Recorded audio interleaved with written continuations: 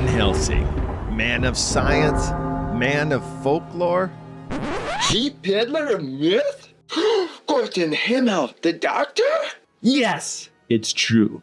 But the myth isn't cheap, but rather pure gold. Is Dracula, thanks in part to the good doctor, whose adaptation in this film helped permeate vampire lore into pop culture for generations to come. This episode, we explore the Van Helsing's character's role in spawning the indomitable mythos of the vampire in cinema. Journey with The Time Traveler! Immediately, 1931's Dracula sets a dramatic tension between modern society, represented in Renfield, and the mystery of folklore past, characterized in the villagers' ominous warnings. Who's coming? Count Dracula's. Count Dracula's? Yes.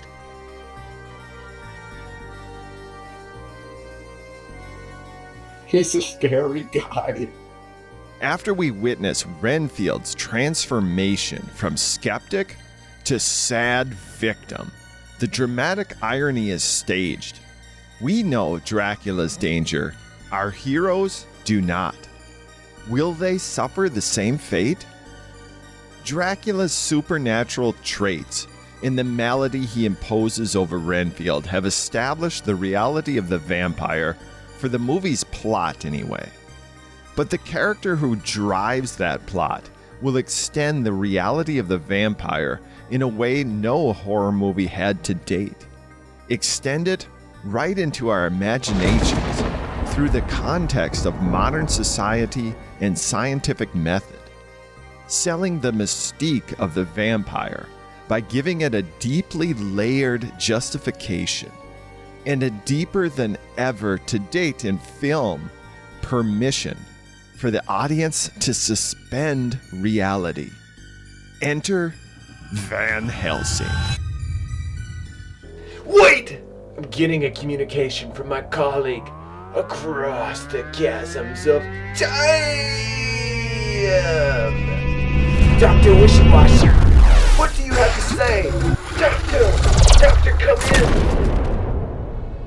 I am a storyteller, a conjurer of ancient myths, and keeper of the whispered secrets lurking in the dark. I am lore personified, a craftsman of fantasy, and I have always thought myself unique. But there is one greater than I, a figure whose knowledge runs deeper. A name, not just spoken but revered, carried on hushed breaths among hunters and guardians of the night. The name is Van Helsing. Did you know that Edward Van Sloan only had one film credit prior to being cast for Dracula? But he played the character Van Helsing alongside Lugosi's Dracula in the play version on Broadway. Van Helsing is one of only a few characters who get a deep visual description in Stoker's novel, including to say, "The poise of the head strikes me at once as indicative of thought and power." Basically, the personification of science. Because spectacles make you smart! Because a fancy suit makes you smart! Because Costume, posture, dialogue, and execution by Van Sloan hit home all the archetypes of the resolute scientist. Van Sloan nailed the formula so well, he would essentially duplicate the character in Frankenstein and The Mummy. Stoker's description for Van Helsing's character includes, "He is a seemingly arbitrary man. This is because he knows what he is talking about better than anyone else. He is a philosopher and a metaphysician. and one of the most advanced scientists of his day. And he has, I believe, an absolutely open mind. It's no coincidence that our introduction to Dr. Van Helsing's film adaptation is in this scene, smoldering test tubes and all, leading his scientific colleagues who log every word in Latin technobabble. Vidum copferae mat. Deinde, cum extractum vespertilionis sanguini nixtum est, sanguis puniceo colore amisso lacteus fit. What? Gentlemen, we are dealing with the undead. Doctor, pray elaborate on the photon reflectivity in a vampire's Nosferatu as it relates to the spectral phenomenon. The character's a little reminiscent of Melville's Ahab, who had been in colleges and among cannibals, and known deeper wonders than the waves. The filmmakers knew establishing the Van Helsing character's authority would play vital to sell the fantastic details of the vampire. The interactions, such as the assistants knowing the term Nosferatu, play up the idea of a certifiable basis existing to explain the undead. Techniques to layer the mythos and stir the imagination of even the skeptics, blurring the lines between madness and bizarre truth, a theme the book pursues at length. But Professor Van Helsing, modern medical science does not admit of such a creature. I may be able to bring you proof that the superstition of yesterday can become the scientific reality of today. Having trouble selling your story? Call the doctor. Hello, doctor? Here, the doctor's pet loony is looser, guy. Dr. Van Helsing Certified Lore Master. Make your audience care and hoodwink the pathologically gullible in one fell swoop. House calls start at just $19.95. Side effects include delusional appreciation of fictional characters. Use only as directed. In the film story, Van Helsing stands as a middle point, a fulcrum in the arc of accepting the reality of the vampire and moving the party of heroes to defeat it. Van Helsing was sought out for his breadth of knowledge, even into the realm of folklore. His wisdom of the present and the past allows him to unravel the thread of the vampire where Dr. Seward could not. Yet, entertaining folklore versus accepting it is a big gap, and believable characters aren't going to make that shift dramatically. For the story to be enjoyable in our own minds, we need to feel how that shift could be imagined. It must be gradual and believable.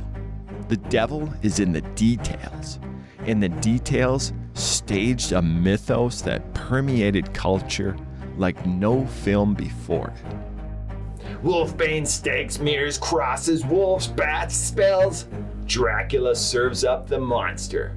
But it's Van Helsing who delivers it in a way that gives us every permission to suspend reality and gleefully entertain the idea of vampires lurking in dark places. Van Helsing's mastery in the lore of Nosferatu, paired with his cunning wit, make easy work of Renfield. My cries at night, they might disturb Miss Mina. Finding Renfield's words before even Renfield can speak them. We know why the wolves talk, do we not, Mr. Renfield? Extending a hand only to take opportunity to inspect. I am here to help you. You understand that, do you not? Why, of course. And I'm very grateful. Keep your filthy hands to yourself. You know too much to live, Van Helsing. The scientist has cataloged the specimen. The lore master has outwitted the agent of evil. In the scent of garlic. in the wolfsbane's bloom. With a whispered prayer, he steps into the gloom. A guardian of ancient ways, his life a torch that cuts the haze, a weapon forged in holy praise against creatures of the damned. Oh, let me call you Lore Master, your strength guides me through. Show me how to wield all the weapons that you knew. See you later. Keep the crucifix close and let it burn so bright. Let me call you Hunter, shield me from the night.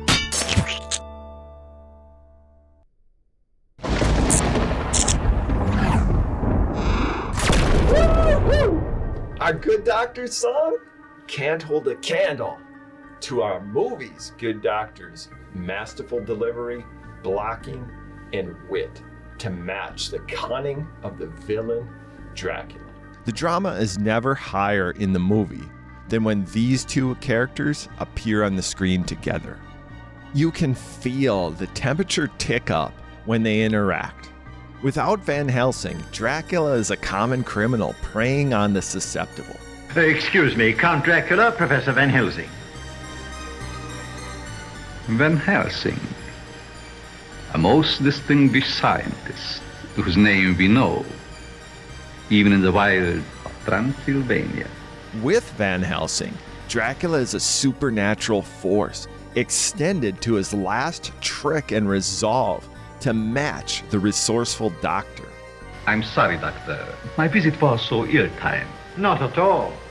On the contrary, it may prove to be most enlightening.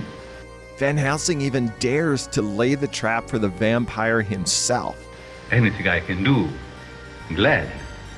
sucking Dracula in by leveraging the vampire's one disguise: manners, aristocracy. The monster of the past lying in the high society of the present. I mistrust my own judgment. Look, Van Helsing is so good that the dramatic irony shifts from, will Van Helsing discover Dracula is a vampire? To, will our characters believe Van Helsing before it's too late? And in that moment, Dracula knows it too. Dr. Stewart, my humble apology. I dislike mirrors. Van Helsing will explain. For one who has not lived even a single lifetime, you are a wise man, Van Helsing. The lore is sold and we love it. Ooh, the famous standoff scene between Van Helsing and Dracula is pure film acting gold. Van Helsing. Subtle expressions, too discreet for stage, tell a story only a camera can capture. Come here. It's the point when our plot is in the most danger of failing. Who else would be open-minded enough to understand the vampire while also having the strength of mind to withstand him? If Van Helsing fails here, vampires remain a dismissible myth while good people will suffer their fate. The character and his mastery to unlock the knowledge of Nosferatu are bound together. The scene works because the legend works. Because we care about the character Van Helsing.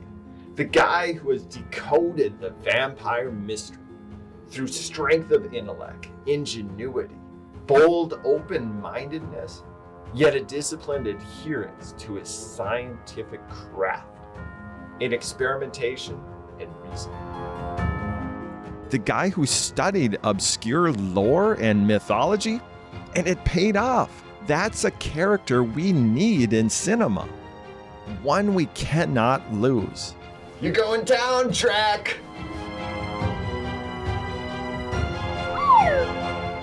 The essence of the character in the book is the same, which is a nice accomplishment given the differences between book and film.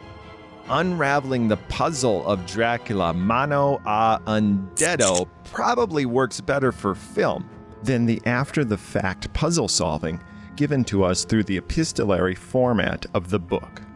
And the effect is likely a greater romanticism of Van Helsing as a vampire hunter. And that's how we got this!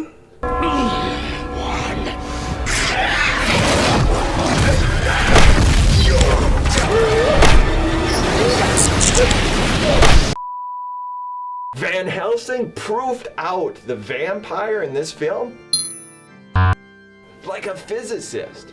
It's like your 8th grade science teacher quizzing you about the perfect soil conditions to germinate wolfbane. And wolfbane's not even a real thing! Do you think all of these people are flipping nuts? They're all crazy except you and me. Sometimes I have me doubts about you.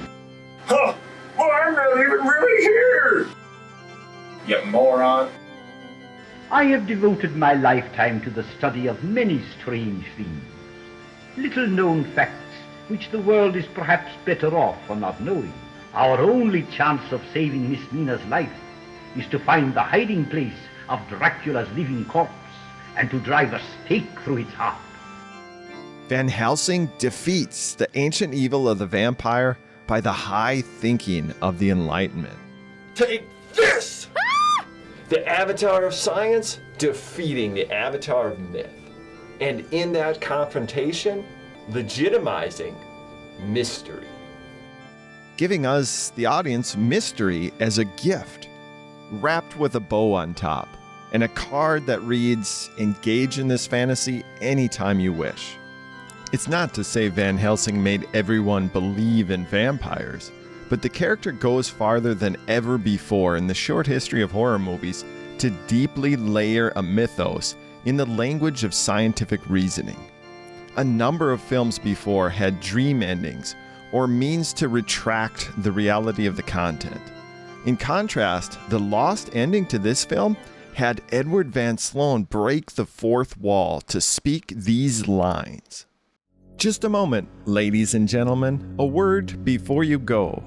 We hope the memories of Dracula and Renfield won't give you bad dreams, so just a word of reassurance. When you get home tonight and the lights have been turned out and you are afraid to look behind the curtains and you dread to see a face appear at the window, why, just pull yourself together and remember that, after all, there are such things as vampires. For the best horror, classic horror, is never a gimmick, shock, or awe.